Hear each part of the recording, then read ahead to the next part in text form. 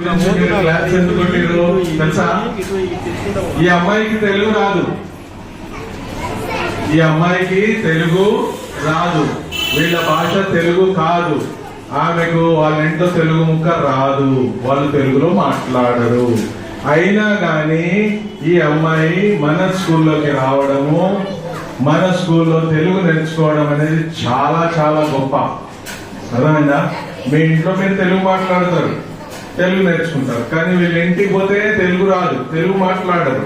అయినా గాని ఈ అమ్మాయి తెలుగులో ఎంత చక్కగా నేర్చుకుంటుందంటే చాలా గొప్పది. మళ్ళీ ఒకసారి అందరు క్లాస్ కొట్టండి.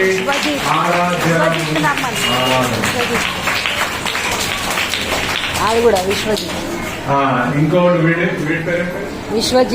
विश्वजीत सिंह, ये भी बहुत अच्छा लड़का है। ये दोनों इनके मातृभाषा तेलुगु नहीं है, घर पे तेलुगु नहीं बोलते, फिर भी लेकिन तेलुगु सीखने के लिए अपने स्कूल में आया, तेलुगु अच्छा सीख रहे, तेलुगु पढ़ रहे। इनके लिए दोनों के लिए जोरदार तालियां।